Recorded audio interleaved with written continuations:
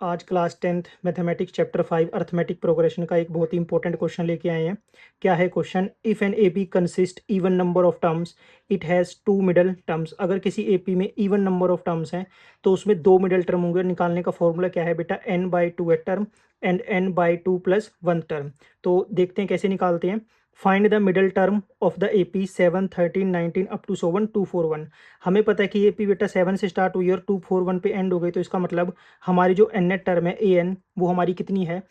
241, यानी हमारी N net term क्या है? 241। इस एपी की जो फर्स्ट टर्म है वो क्या है बेटा? 7। और इस एपी का डी क्या है? 13 माइनस 7, यानी succeeding term minus preceding term which is equal to 6। तो अब इसे सोल्व करेंगे बेटा। ए एन की वैल्यू हमारे पास क्या है? 241। ए एन का फॉर्मूला क्या होता है? A plus n minus one d which is equal to 241। A की वैल्यू क्या है? 7। n minus 1, what is the value of d? 6 which is equal to 241। this is plus, तो ये उधर जाके क्या हो जाएगा बेटा? Minus 241 minus 7, n minus 1 into में 6 which is equal to 234। Multiply में उधर जाके क्या होगा बेटा? Divide, n minus 1 is equal to 234 divide में 6। ये किस पे कैंसिल होएगा बेटा? ये हमारा कैंसिल होएगा 39 पे। तो अब ये माइनस है, उधर जाके क्या होगा बेटा? प्लस, तो which is equal to 39 + 1 which is equal to 40। और हम देख पा रहे हैं जो हमारी n की वैल्यू आई है वो बेटा क्या आई है? इवन आई है। तो अगर n की वैल्यू इवन है तो हमारे पास कितनी मिडिल टर्म होंगी? दो मिडिल टर्म होगी, n/2 एंड n/2 + 1। तो मिडिल टर्म हमारी कौन कौन सी होगी बेटा? मिडिल टर्म्स होंगी हमारी n/2, यानी 40/2 टर्म एक हमारी मिडिल टर्म होगी।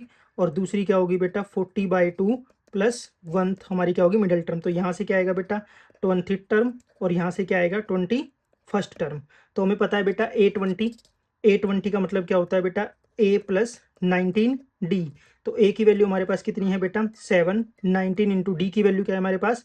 6। तो इसको सिंप्लीफाई करेंगे, आएगा बेटा 7 + 1 1 4 विच इज इक्वल टू 121। तो हमारी एक मिडिल टर्म क्या आ गई? 121। अब हम निकालेंगे 21st टर्म। 21st टर्म का मतलब A21, यानी a + 20d। तो a की वैल्यू हमारे पास कितनी है बेटा? 7 + 20 इंटू डी की वैल्यू क्या है?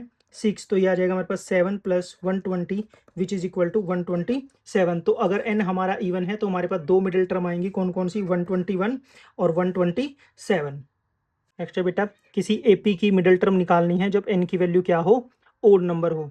तो निकालते हैं। तो हमारे पास क्या दिया हो बेटा? अगर कोई एपी है उसमें ओड नंबर ऑफ टर्म्स है तो उसकी सिर्फ एक ही मिडिल टर्म होगी, और वो क्या होगी? n+1/2th middle term. तो निकालते हैं बेटा। Find the middle term of an AP. AP में ये एपी 6 से स्टार्ट होकर कहाँ एंड हुई है बेटा? 216 पे। तो यानी ये जो हमारी लास्ट में लिखी हुई है हमारी क्या है? N net term.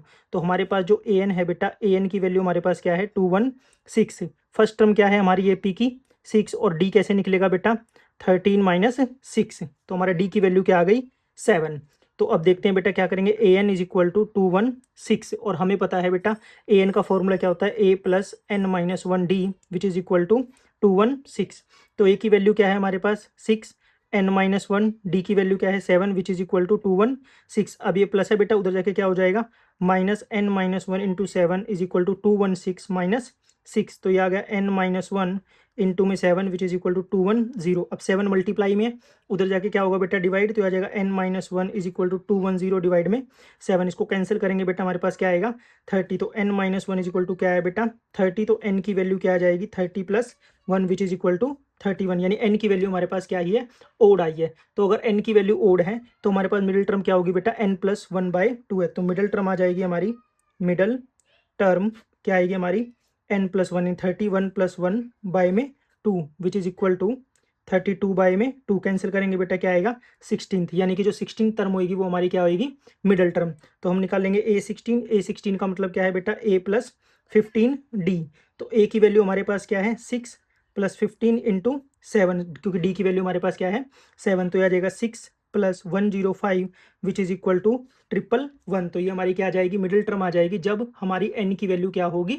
Odd number होगी।